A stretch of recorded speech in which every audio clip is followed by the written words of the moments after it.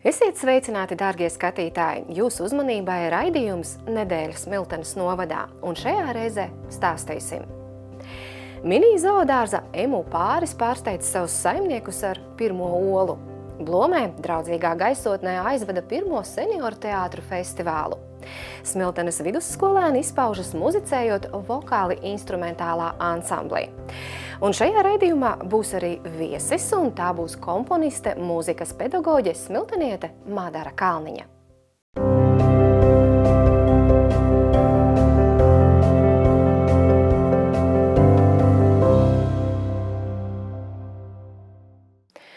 Emu ir lielākais putns aiz strausa un ir Austrālijas nacionālais putns. Jau turpat gadu šo lielo putnu pāris mitinās arī Launkalnes pagasta zemnieku saimniecības Ezerlejas mini zoodārzā.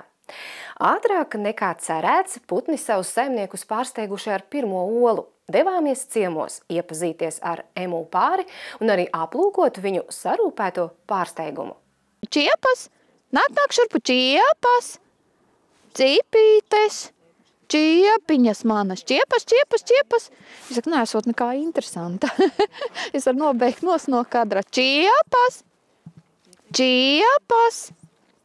Cipītes! Nāk šurp ola jūsu. Nāk. Čiepa! Neinteresēja? Es viņus saucu par čiepām. Jo tad, kad es nāku šurp, es vienmēr viņus aicinu čiepas, un man vīrs par to smējās. Viņš saka, baigās tev čiepas. Jo čiepas parasti asociējas ar kaut ko maziņu, sīciņu tādu, bet man ir lielas čiepas.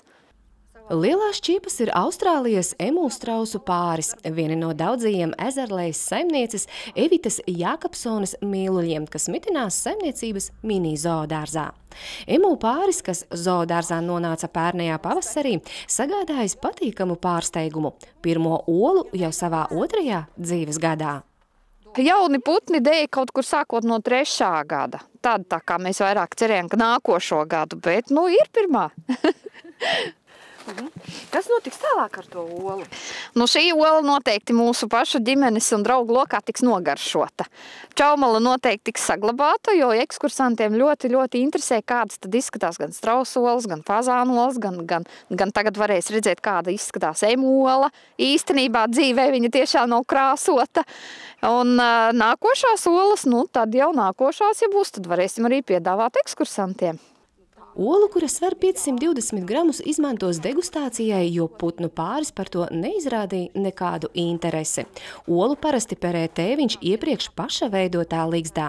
Jaunajam tēviņam vēl nav attīstījies šis instinkts. Arī šie strausi ir perēti, viņi nav inkubēti, arī viņus ir perējuši viņu vecāki. Tā kā varētu būt, ka šis instinkts saglabājās, tikai jautājums, kurā gadā viņš parādīsies. Es ļoti ceru, ka šogad jau. Emu pāris iegādāts tepat Latvijā, Daugaupilī, un veiksmīgi pārcieš Vidzemes puses ziemas. Vienīgais ir tiešām jārūpējas, lai viņiem vienmēr būtu barība, jo jebkurš dzīvnieks augstumu pārcieš labāk nekā badu. Tāpēc vienmēr ir jāpieskat, lai viņiem būtu pilni barības trauki. Vienmēr tiek atnests svaigs ūdens, ko padzerties. Un ziemas sezonā viņiem ir jābūt mītnei, kurā ir iekšā siena klājums. Jo šiem putniem tomēr stilbiņi ir, teiksim tā, vārgāki nekā lielajiem Dienvidāfrikas strausiem, kas var gulēt arī ārā sniegā un nav nekāda problēma. Šiem uz nakti noteikti vajag ierušināties sienā. Čiepa mana, tu esi mana čiepa, jā. Emu strausis sazinās ar interesantiem saucieniem. Puiši bungojas, bet meitenes kurkst.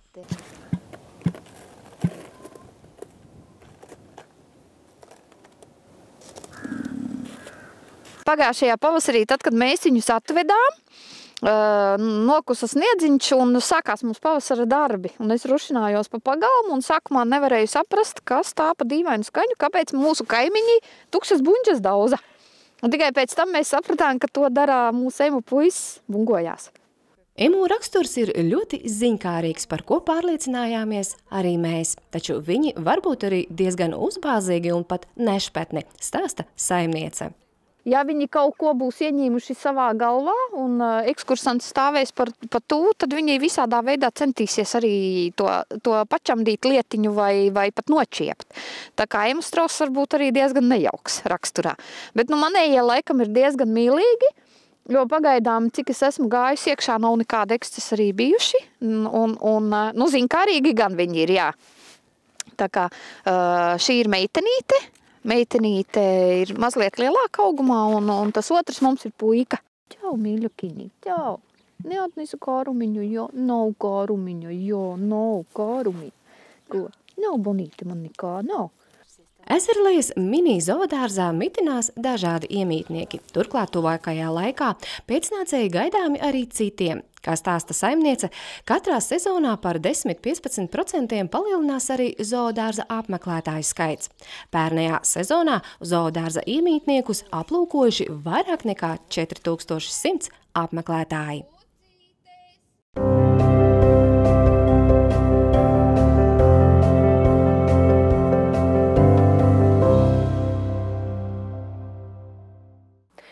Nāk tik šurp. Ar tādu moto Blome uzņēma senioru teātru kolektīvu viņiem veltītā festivālā. Pasākums pulcēja 5 kolektīvus. Dienas garumā, draudzīgā gaisotnē, gan pašiem dalībniekiem, gan skatītājiem bija iespēja baudīt veselas 7 izrādes. Nav jau šitais nekāds tāds liels notikums. Jā, līķis būtu bijis. Līķu te visam. Uz Blomes tautas nama skatuves savas lomas spēlē Lielvārdes pensionāru biedrības senioru teātra dalībnieki. Gan viņi, gan vēl 4 kolektīvu dalībnieki ar izrādēm piedalās senioru teātru festivālā Nāk tik šurp. Ideja pasākumam pieder Blomes tautas nama vadītājai, 2 amatieru teātru režisorei Gitai Skadiņai. Izrādās, ka mums ir senioru teātri Latvijā, ir tāda kustība. Un tā kā es zinu, ka varējām uzaicināt Lielvārdu un Valku, Blome ir pa vidu, laipni lūgti. Kopumā dienas garumā bija skatāmi 7 iestudējumi. Tos izrādīja kolektīvi no Valkas, Madonas un Lielvārdes.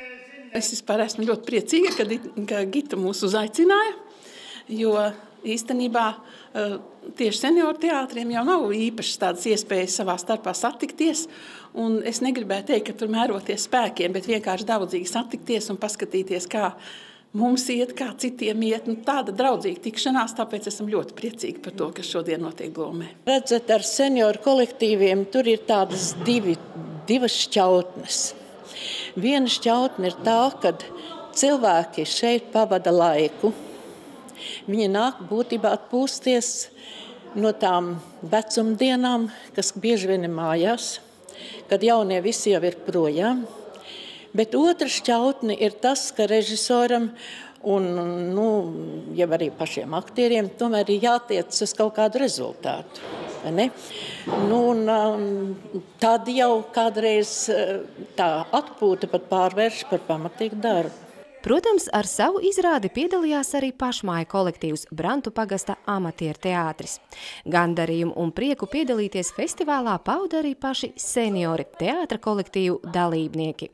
Būt uz skatuves, vienam no otra mācīties, arī baudīt izrādes, atpūsties un priecāties. Tas viss viņiem nozīmē daudz. Tas ir ļoti interesanti, jo, piemēram, es domāju, ka vai vispār kaut kur vēl tāds, es tā neesmu pārāk dzirdējis neko par šajā pusē. Jā, senioru teātriem, un viņi jau ir tādi, kas aktīvi cilvēki, kas grib darboties pamatā, visi tie dalībnieki ir, jā. Un tad ir šāds festivāliņu uztais, jo tas ir domāts arī priekš tam, lai savstarpēji sapazītos, lai viens uz otru paskatītos. Un ja vēl atnāk publika un kas vēl aplaudē, tas ir ļoti skaisti, vai ne? Labs festivāls, jā. Tev jau tagad aste gaisā, ja? Uzradies puisietis, ja? To iztīm tam plačām par tevi. Tā ir nenovērtējuma iespēja. Mūsu gados, mūsu teātra vidējais vecums, es teikšu, ir 75 gadi, jo mums ir kungi ar 84. Mums pašām, mēs esam krietni jaunāks par 10 gadiem. Tas ir tā, tu jūties vajadzīgs, tev ir, tā ir nenovērtējama. Tas ir tā kā vidusskolnieki satiekas un ir. Blomes tautas nama vadītāji pieļauj, ka senioru teātru kolektīvi Blomē varētu kopā sanākt arī nākamgad. Tāpat kā šajā reizē, tas noteikti būtu ziemā, kad padarīti dārza un lauku darbi.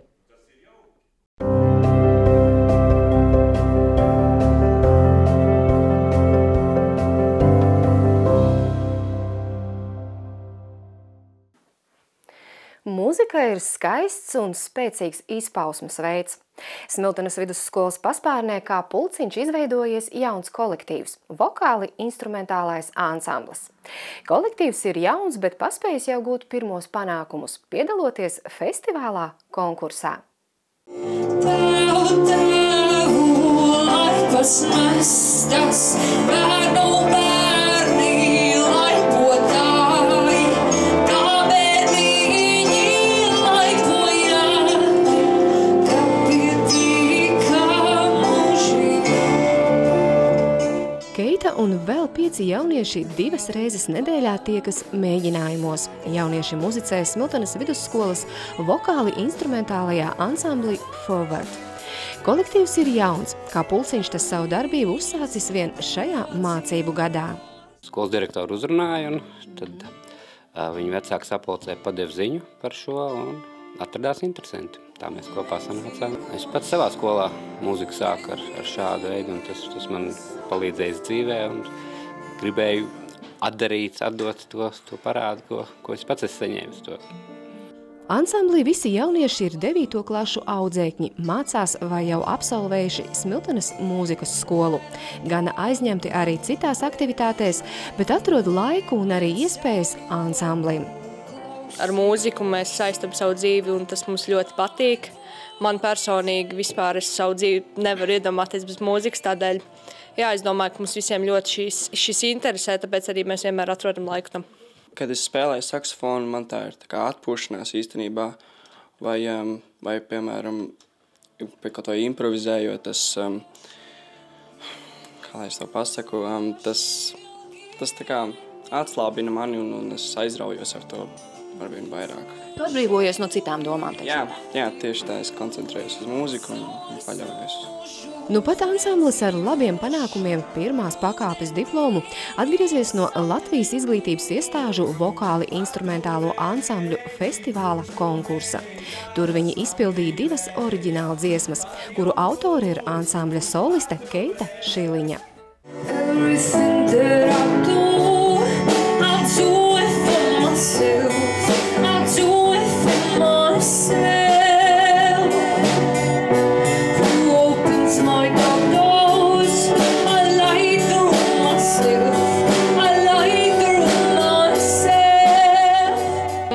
Tīri labi saskanēja tieši tām dziesmām, un viņas arī bija atšķirīgākas, un viens no nosacījumiem bija atšķirīgākas dziesmas, un tādēļ mēs izvēlējāmies tieši šitās.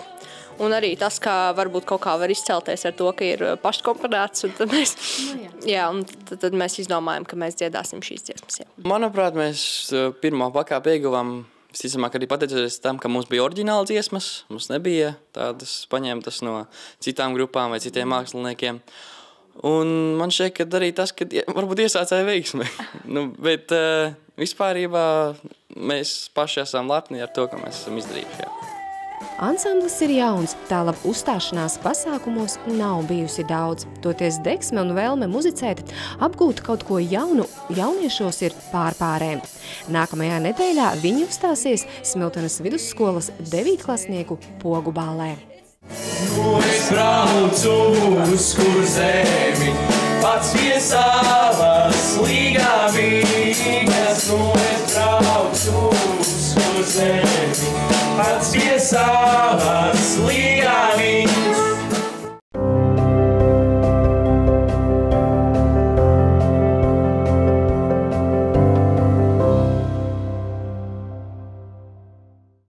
Komponiste, mūzikas pedagoģe, Tautas mūzikas festivāla Madaras rīkotāja. Šajā reizē pie mums studijā ir pievienojusies smilteniete Madara Kalniņa. Labvakar, Madara! Sveikināti! Tu esi smilteniete, šeit mācījusies, dzīvojusi, bet tā nu ir sanācis, ka dzīve un darbs tev ir aizvedus uz galvaspilsētu. Ko tu dari Rīgā? Pastāsti! Es esmu klavieru skolotāja. Mācu klavieres, mācu vispārējās klavieres, esmu arī koncertmeistere un strādāju 2 muzikas skolās. Strādāju Mārupē, Jaunmārupas muzikas skolā un Pāvila Jurjāna muzikas skolā. Un, protams, arī aktīvi darbojos koncertdzīvē, spēlēju, rakstu mūziku un arī no šī gada esmu sākusi studijas Latvijas universitātē un mācos psiholoģiju. ar ko tu vēlies papildināt sevi šādā veidā studējot? Tas ir vairāk saistībā tieši ar pedagoģiju, saistībā ar manu darbu, jo tas ir saistīts vairāk arī ar bērniem, un šāda zināšanas noteikti ļoti nodara. Pēc tava stāstītā un mums zināmā tava dzīve tiešām ļoti cieši saistīta ar mūziku, bet kad un kā tu saprati, kad mūzika būs tavs virziens, ne tikai kā hobijs, bet arī kā maizes darbs, kā saka? Tā konkrētāk, man liekas, es sapratu tikai augstskolā, es tā domāju, bet es tā esmu arī par šo domājusi. Vispār, kad tas tā bija, tas grūdienis, kad es varētu tālāk mācīties mūziku un tālāk iet pa šo ceļu, tas laikam bija 9. klasē, kad bija tomēr jāizvēlās, un tad bija 2 izvēles, matemātika, mūzika, un tad kaut kā... Bet diezgan atšķirīgi matemātika un mūzika, ja tu tomēr saskati...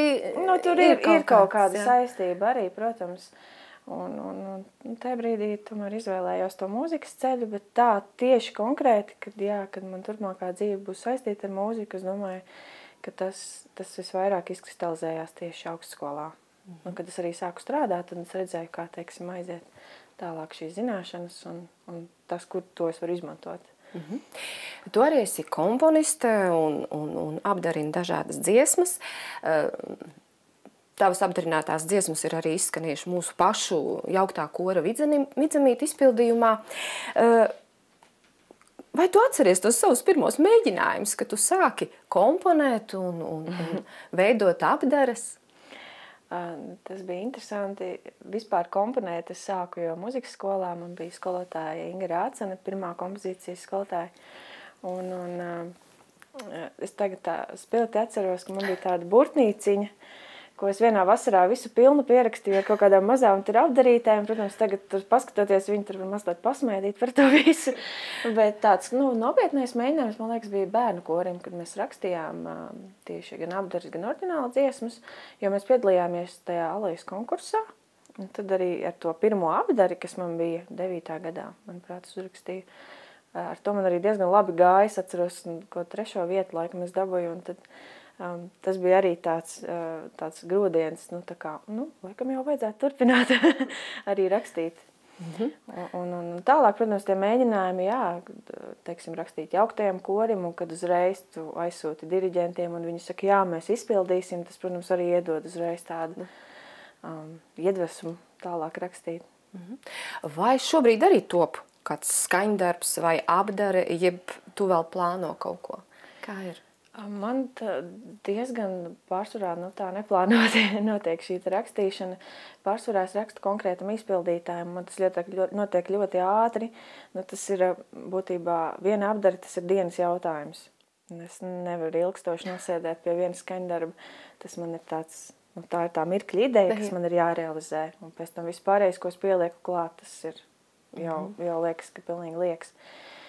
Šobrīd ir kaut kāds aranžies, kas top un pārlikumi un tādas lietas, bet, protams, ik pa brīdim viss kaut kas jauns arī top.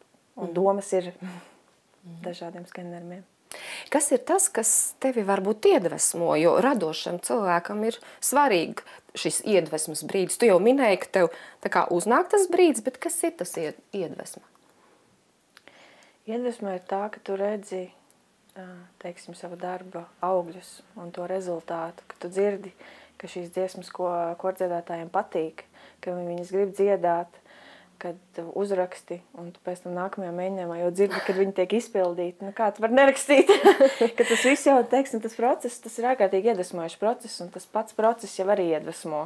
Ka tur nevajag konkrēti kaut kur braukt vai kaut ko tādu, kas tev, teiksim, iedod šo sajūtu. Tas ir vienkārši tāds, radošs process. Tas viss man kopumā patīk. Bet kas skaists ir šajā procesā? Komponēt, veidot šo apdari. Kas ir skaists šajā procesā? Kā tu to izjūti? Teiksim, es uzskatu, ka latviešu tautas dziesmās un vispār folklora kā tāda ir ļoti bagātīga. Un tur ir par visu, par ko vien var iedomāties, ir tautas dziesmas un, teiksim, tev ir šis materiāls, ar ko strādāt. Un skaists tiešām ir tas process, ka tu raksti un tu jau dzirdi, to dziedās tas, un ka tu vari salikt to visu tā kopā un pēc tam arī realizēt. Nu, ka tas nepaliek plauktiņā, nu, kaut kad tas uzreiz tiek aiznests un es gūstu, nu, teiksim, atbalstu no cilvēkiem, no tieši diriģentiem. Un tas arī pēc tam ir tāds kopdarbs savā ziņā, kad izkristalizējas tas gala variants varbūt. Tautas mūzika, tā tev ieņem ļoti īpašu vietu tavā dzīvē. Tautas dziesmas, jo tu vairāk pievērsies viņām. Jā, kaut kā tā, laikam ir, jo tas ir materiāls, ar ko man liekas ļoti, teiksim, viegli strādāt un kas man pašai tā kā kaut kādā ziņā sirdī. Un es viņus izprotu, un tās, protams, ir mūsu tautas dziesmas. Nu, tas nav kaut kas svešs. Savā veidā arī mūsu pamats. Protams, jā. Arī, kas tiek ielikts arī, protams, muzikas skolā. Mēs esam dziedājuši, teiksim, šīs tautas dziesmas. Un tā ir, protams, mūsu tradīcija, un es uzskatu, ka tās nevajadzētu aizmirst, ka tās tomēr vajadzētu turpināt dziedāt un saglabāt. Vai tev pašai arī ir kāds, latviešu komponists, es apzināti teikšu latviešu komponists, kas tev arī ir īpaši tūs ar saviem skaņu darbiem?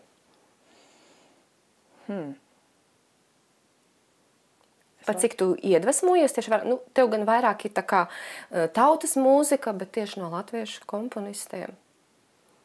Grūti pateikt. Grūti tā iedomāties, jo man ir ļoti daudz lietas, kas man, teiksim, patīk. Un es tā, protams, arī interesējos par to, kas notiek latviešu mūzikā, un tā vienu konkrēti nevar nosaukt. Man, protams, liekas interesanti dažādi arī stili, jo katram ir tā sava odziņa. Protams, man ļoti patīk savas pasniedzējas, arī Sālgas Mences, es nedaudz arī pie viņas mācījos, teiksim, viņas tas veids, kā viņa veido mūziku, tas man arī liekas ļoti tā, ievērības cienīgi un skaisti. Vēl, jau 2 gadus Smiltenes pusē tu rīko tautas mūzikas festivālu un iepriecini citus ar tiešām izciliem latviešu mūziķiem. Varbūt sākumā, kā tu nonāci līdz tādai idejai, ka jārīko šajā pusē tāds festivāls? Bija tā, kad 15. gadā man bija 2 autoru koncerti. Es sāku ar autoru koncertiem, tas bija tāds pats pirmie tiešām mani tādi, kur skanēja tikai mana mūzika. Un tad pēc šiem koncertiem, tā kā koristu vidū, tādās sarunās pavīdēja, kad kāpēc tu, teiksim, nerīko kaut kādas, teiksim, savas mūzikas dienas vai kaut ko tādu, kad ir citi autori, kam ir tādas mūzikas dienas un tā. Un es tā aizdomājos, man vārda diena ir vasarā, kur varētu notikt mājās, tad ir saruna ar tēti. Viņš saka, es celšu estrādi. Un tad, protams, kas cits atliek, un tad tās idejas aiziet, ir tas grūdienis, ka tevi atbalsta, ir kas brauks pie tevis, un ir ko uzaicināt, ir dombiedri, kas iesaistās, un tad, protams, šī ideja arī apauga un arī tika realizēta, par ko man ļoti liels prieks. Un liels atbalsts tev tieši no ģimenes ir. Protams, bez viņiem es nekādīgi šo festivālu nevarētu nemaz uztaisīt. Ja man nebūtu tik brīnišķīga skatuve, kur pulcināt, teiksim, izcilus mūziķus, un arī mamma palīdz, un brālis, un, teiksim, visa ģimene iesaistās šajā pasākumā. Tas ir tā patiešām jauki, un tas ir jūtams tāds liels atbalsts. 2 festivāli ir notikuši. Kādi ir tev tie plāni, kā viņu vēl varbūt attīstīt? Ir 2 bijuši, un nākamais būs ne šai vasarā, bet jau pēc gada. Tomēr. Būs, tā kā pauzīte, tāpēc, ka es domāju, es domāju arī par festivālu ilgtermiņā, kā viņš spētu funkcionēt ilgtermiņā, jo ir vajadzīgas varbūt arī nelielas pārmaiņas. Es tā domāju, lai, nebūtu visu laiku viens un tas pats, uz attīstību vērst. Tad, protams, ir visādas idejas, kas arī raisās, un tad jau skatīsies, kā tas izkristalizēsies tālāk. Jo tev savā veidā ir rezerve, šī laika rezerve, kur vēl var pilnveidot, attīstīt. Mums var radīt jaunu mūziku, kas atkal skanēs, un atkal padomāt par aktivitātēm dažādām, ko piedāvāt. Tādā ziņā un atvest varbūt arī kādus izcilus tautas mūziķus, folkloristus atvest vai. Tad redzēs, kā tas izveidosies. Bet vai tev tas pašai arī nav tāds izaicinājums, tāda mēroga, jo festivāls, tā kā uzliek tādu savu veidu, vārds pats festivāls, ja, kad tomēr ir kā ir. Protams, tas ir man izaicinājums. Protams, tas nav vienkārši un teiksim, tā ideja ir, un kā to ideju, teiksim, novest līdz tādai pilnībai uz papīra, jo tu vari tur visu uzlikt, bet, teiksim, tā organizatoriskā puse, protams, tas ir izaicinājums, bet kaut kā līdz šim viss ir izdevies labi, un es ceru, ka tā arī būs turpmāk ar tik lieliskiem palīgiem. Un no tā tu tikai esi ieguvēja, jo tu darot mācies un iegūsti krietni lielākas zināšanas un arī pieredzi, kas ir svarīgi. Protams, ir pieredzi. Uz pirmo festivālu bija tā sajūta, kā būs, bet otrais jau bija tā, būs jau labi. Ir jau apmēram, tu tā kā esi mazliet tā kā jau ieskrējies, un tad apmēram zini, kā teiksim, tālāk to visu organizēt. Labi, Madara, paldies par sarunu, paldies, ka spēji ierasties, jo es zinu, ka tu savā dzimtajā vietā esi samērā rets viesis, ja? Un ka radi iespēju arī pie mums šeit studijā paviesoties, un lai tev allaž pavada tava radošā iedvesma, un turpinām gaidīt tavas kompozīcijas un tavas apdares, lai varētu viņas atkal dzirdēt. Jā, paldies, ka uzaicinājāt, lai visiem labi. Lai veicās tev, Madara. Paldies. Tātad pie mums šajā reizē viesojās smilteniete, komponiste, mūzikas pedagoģe Madara Kalniņa.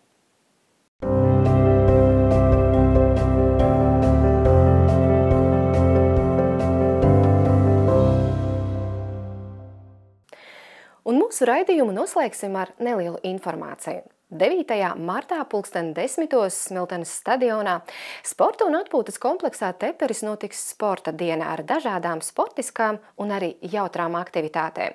Tajās varēs kopīgi piedalīties visi, gan lieli, gan mazi, ģimenes, kolektīvi un citas komandas.